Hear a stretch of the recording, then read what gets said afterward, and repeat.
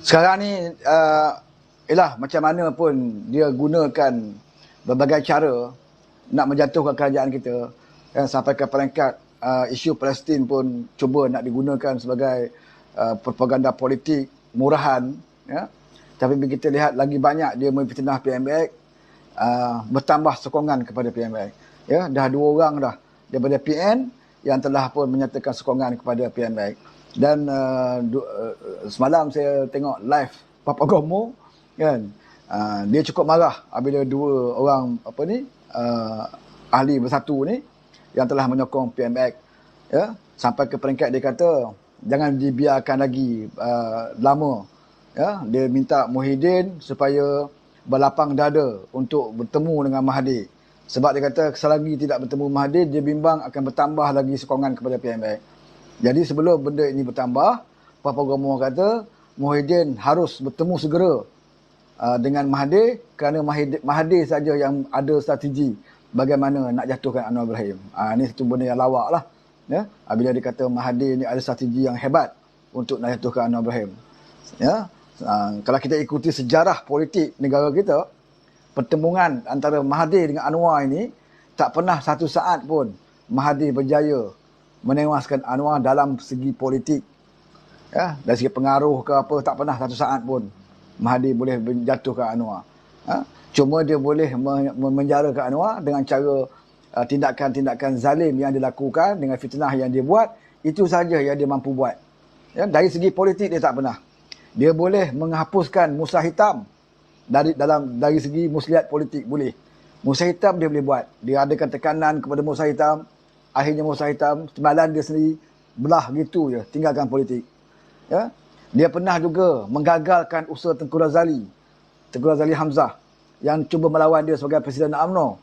Dia hampir-hampir tewas. Tak salah saya 42 undi saja dia menang, ya. Itu pun kemenangan 42 undi itu pun sebab Anwar menyokong Mahathir waktu itu. Atas pengaruh Anwar yang menyokong Mahathir, sewaktu Mahathir melawan Tengku Razali, maka dapatlah sikit 42 undi, ya. Jadi Mahathir sudah rasa terancam. Dia semakin lama semakin dilihat tidak lagi berpengaruh dalam UMNO. Akhirnya dia mengambil keputusan untuk mengharamkan UMNO, ya. Dia haramkan UMNO untuk apa? Supaya dia dapat tubuhkan UMNO baru. Bila tubuh UMNO baru, dia boleh menyekat Tengku Razali untuk berada kembali dalam UMNO. Tengku Razali masa itu rakyat yatim, satu geng, ya, dan antara orang ini, termasuk Sabri Cik ketika itu, kan. Geng-geng Tengku Razali tidak dibenarkan untuk menyertai UMNO baru. Ini muslihat Mahathir dalam politik, dan dia berjaya jatuhkan lawan dia dengan muslihat politik ini, ya, secara macam itu. Tapi dengan Anwar dia tak buat. Dia tak mampu dia nak buat. Cara politik dia tak mampu. Akhirnya dia gunakan cara diktator. Pilihan dia. Bila tidak mampu berdepan dengan Anwar Ibrahim dalam politik, akhirnya digunakan cara diktator, iaitu dengan cara memfitnah, melakukan kezaliman dan memenjarakan Anwar Ibrahim. Itu je dia boleh buat. Sebab itu bila Papa Gomo kata hanya Mahathir yang boleh menjatuhkan Anwar Ibrahim, itu benda yang satu hujah yang lawak lah dan lucu, ya. Apatah lagi apabila Mahathir sendiri ditolak oleh masyarakat Melayu Islam di Langkawi, negeri dia sendiri, ya, dengan kekalahan yang amat memalukan. Hilang deposit, bukan setakat Kedah, hilang deposit. Bukan dia saja yang hilang, anak dia pun hilang deposit. Bukan anak dia je hilang, keturunan dia dalam parti dia pun hilang deposit, ya. Jadi macam mana kita nak kata dia hebat? Dia tak hebat, saudara, ya. Mahathir ni, ya, dia tak hebat. Dia cuma hebat dari segi melakukan satu perkara secara jahat, ya. Buat fitnah, hebatlah dia, ya. Menjatuhkan musuh-musuh politik dengan cara yang keji, itu hebatlah dia di situ, ya. Datuk Musa Hitam sendiri pernah mengaku dalam satu wawancara, ya, dia terpaksa letakkan jawatan. Dia kata, kalau saya tak letak jawatan, saya juga akan difitnah lewat. Ini Musa Hitam sendiri mengaku, ya. Musa Hitam sendiri dalam wawancara dia mengaku, kalau dia tak letak jawatan ketika itu, saya pun akan difitnah lewat, seperti mana difitnah Anwar Ibrahim. Cuma Musa Hitam tidak ada kekuatan nak menentang Mahathir waktu itu. Dia belah. Tapi Anwar tidak. Ugutlah apa pun, ya, dia tak pernah letak jawatan, dia dipecat. Dia tidak letak jawatan sebagai timbalan Perdana Menteri. Dia tidak letak jawatan sebagai timbalan Presiden UMNO. Dia dipecat sebagai Timbalan Perdana Menteri. Dia juga dipecat sebagai Timbalan Presiden UMNO.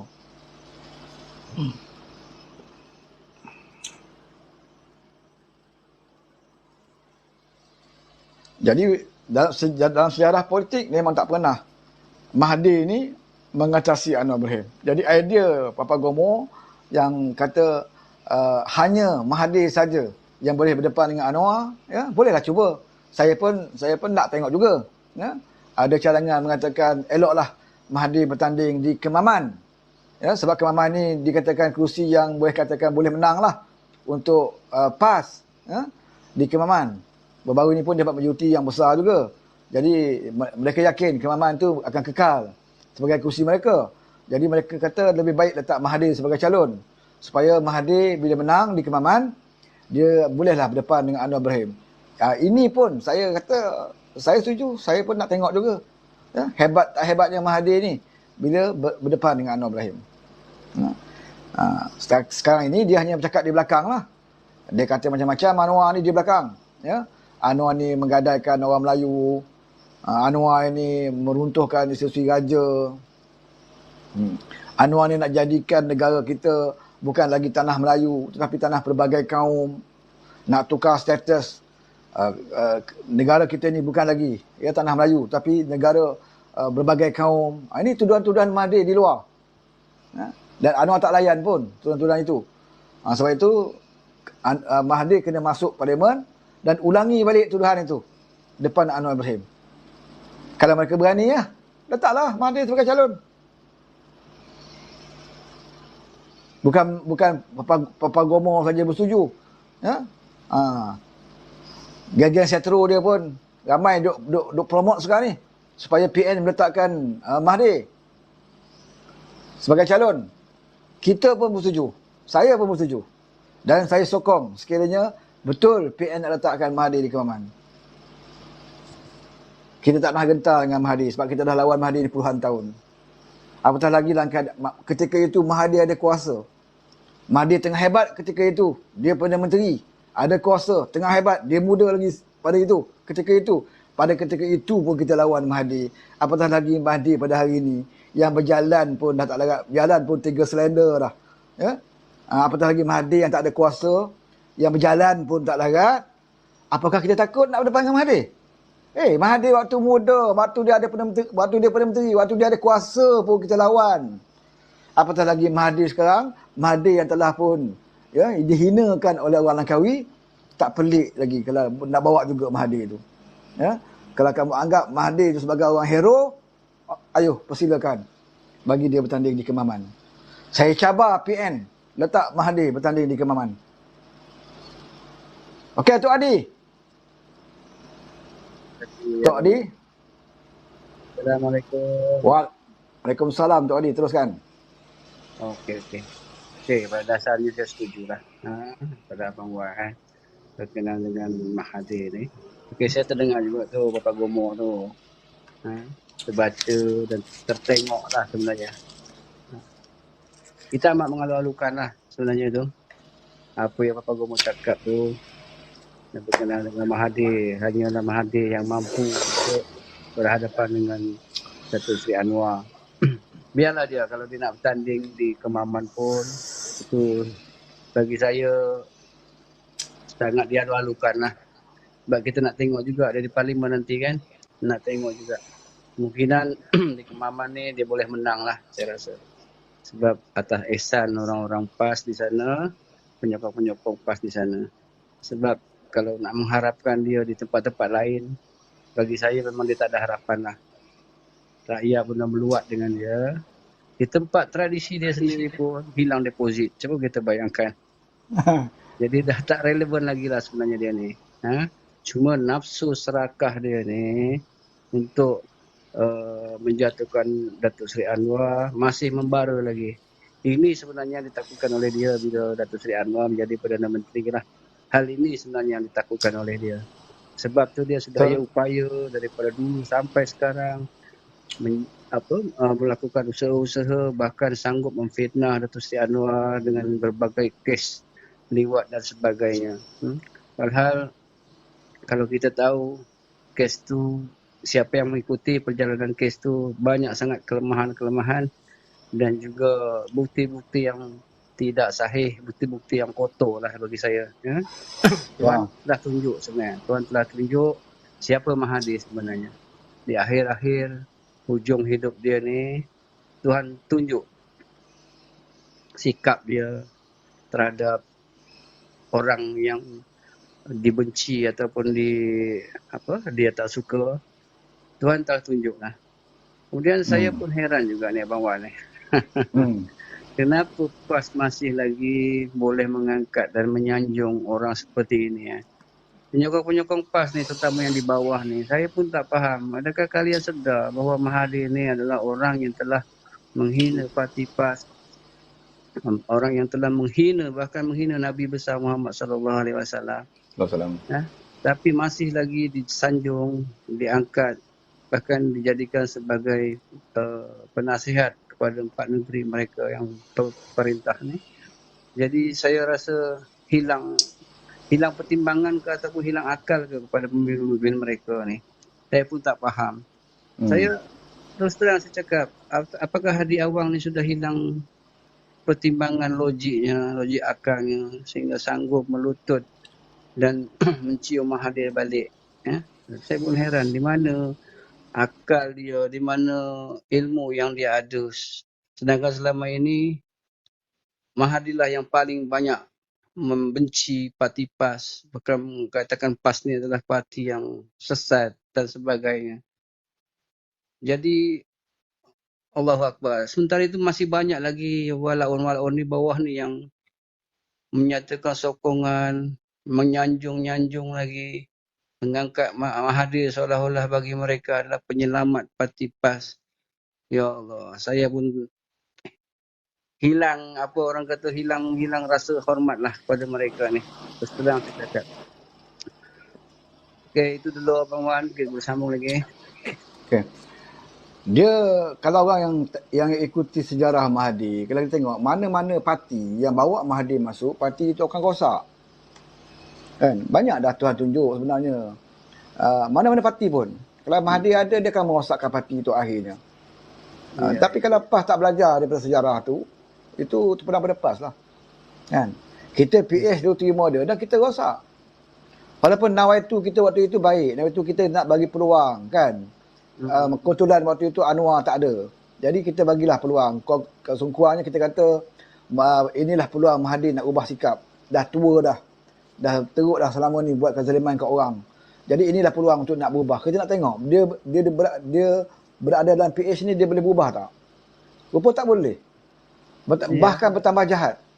Dia dalam PH bertambah jahat dan dia menyusahkan kita. Sebab kita bagi kepercayaan kat dia kan. Ya. Kita bagi kepercayaan kat dia dan dia menyusahkan kita. Banyak kenyataan-kenyataan dia yang terpaksa kita tanggung waktu itu. Dan waktu itu kita disebut perkataan kerajaan hancing. PH hancing yang dipimpin oleh Mahathir tu PH hancing.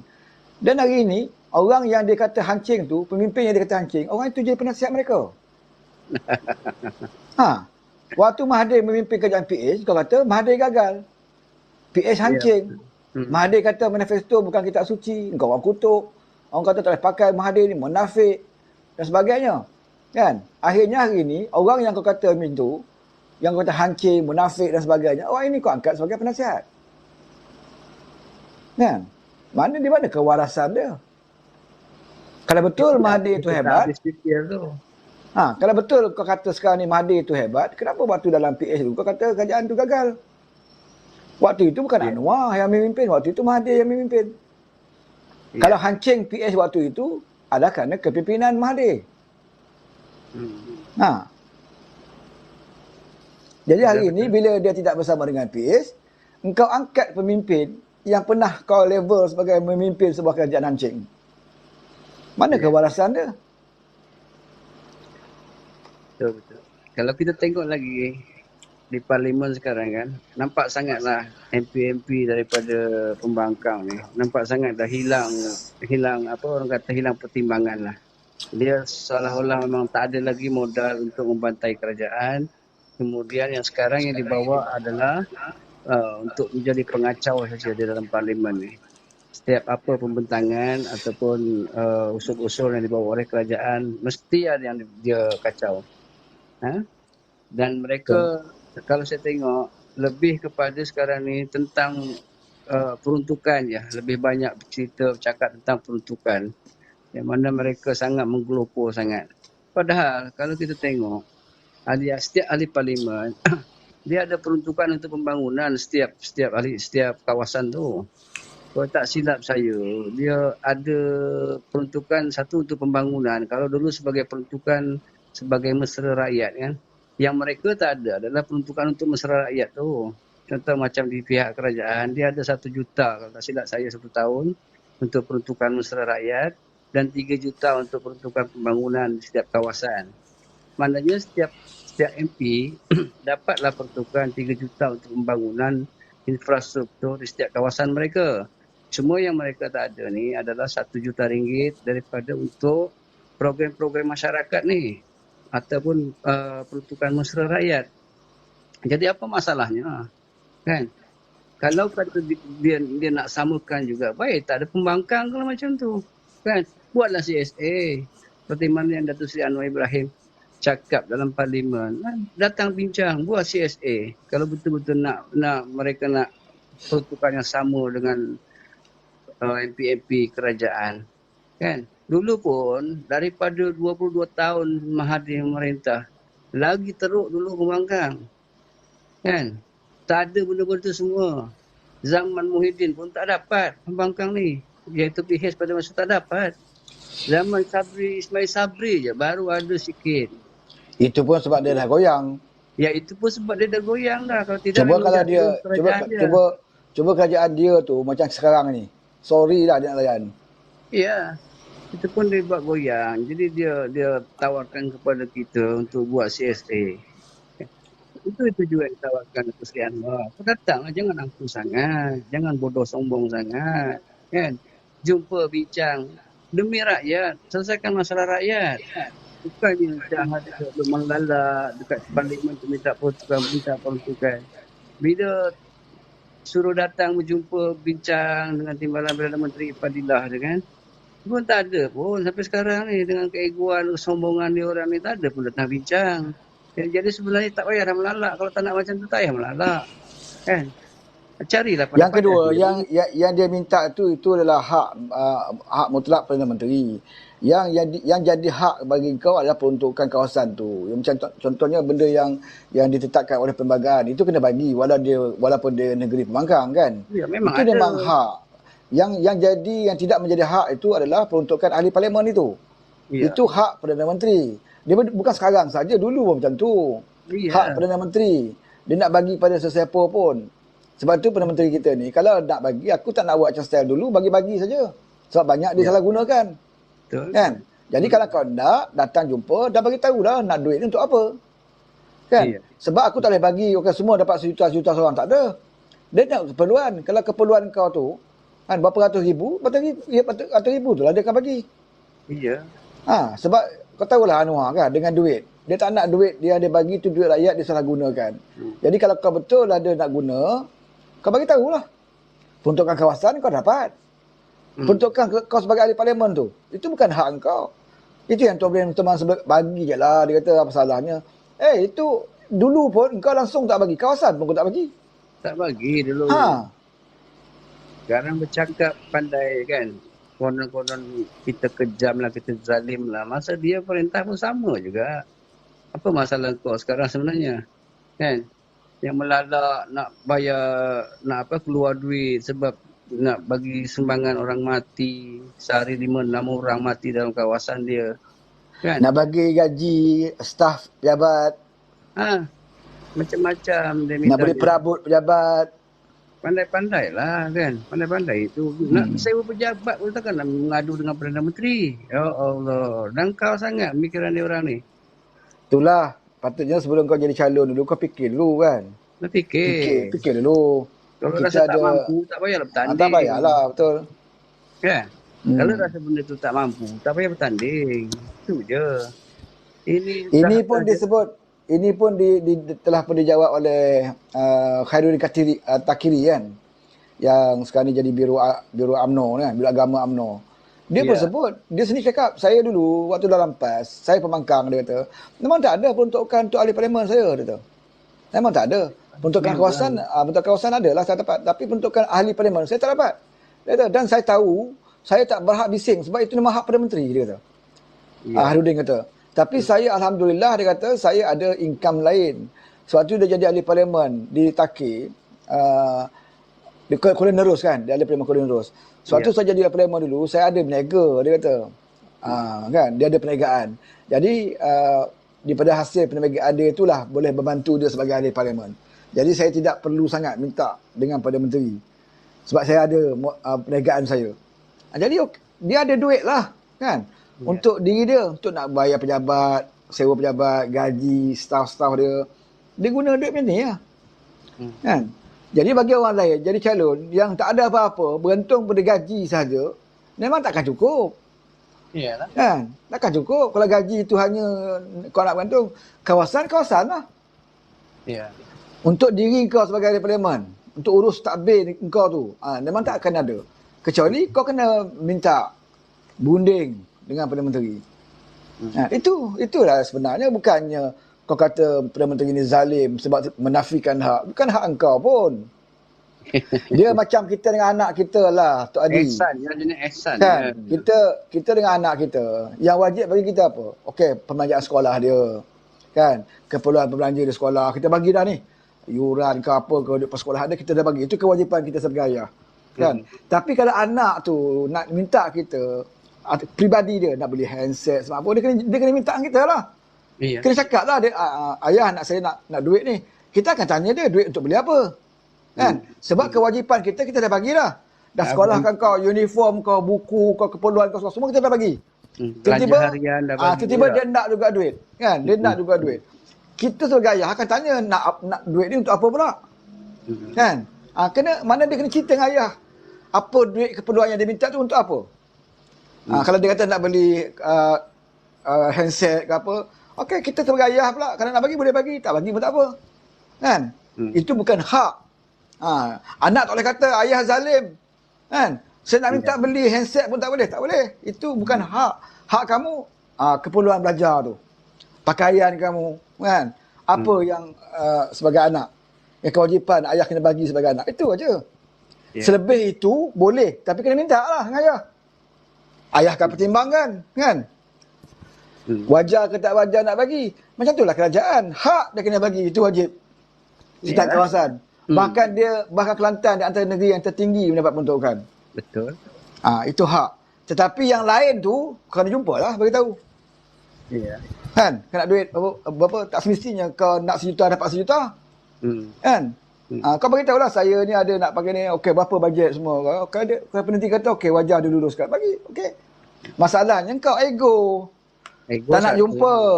Yang keduanya, bila di luar dalam pentas-pentas ceramah, kau kutuk, kau macam-macam je. Itu punca dia. Anwar Ibrahim kan. Dia bantai Anwar Ibrahim sampai memang rasanya sehina-hina manusia dibantai. Tapi bila dalam parlimen, kau merayu dengan muka yang tak malu kan. Minta peruntukan itu ini. Ini yang kadang-kadang kita menyampah dengan dia orang ni. Itu punca dia menjadikan kita jadi malu sebab kita dah terlebih terlajak bercakap. Kan? Bila kita kutuk peribadi pula tu, kalau kau kutuk tentang dasar polisi, mungkin tak kisah sangat. Tapi bila kau main isu peribadi, kau kutuk fitnah macam-macam, bila tiba masanya kau nak berjumpa, kau jadi malu. Betul. Kan? Macam kita lah, kita dengan kawan kita, betul tak? Kalau kita berbeza pandangan dengan dia, okey. Tetapi bila kau hentam peribadi dia, kau kata, kau tuduh dia ada perempuan lain lah, kau tuduh dia ni apa macam-macam lah, kaki judi lah, kaki minum arak lah, macam-macam kau dah sebar kat orang tentang kawan kau ni. Tiba-tiba kau nak pinjam duit dengan dia. Malu tak? Rasa malu. Tak? Setakat kau berbeza pendapat dengan dia pandangan, kita tak malu lagi. Kan? Macam saya dengan Tok Adi. Saya berbeza pandangan. Tok Adi sokong PAS. Contoh. Saya sokong PKR. Berbeza dari segi itu. Saya tidak malu nak minta duit dengan Tok Adi. Berbeza pandangan. Tapi kalau saya kata, Tok Adi ni kaki judi. Kita pun sebar kat orang. Kan? Tok Adi ni macam-macam. Jadi yang itu, bila kita dah buat, nak jumpa tu, malu. Nak minta tolong dengan dia, kita malu. mengaibkan orang kan. Pasal kau dah kira melampau. Kan melampau peribadi. Ini yang berlaku banyak Sanusi kan dia jadi macam malu. Dan jumpa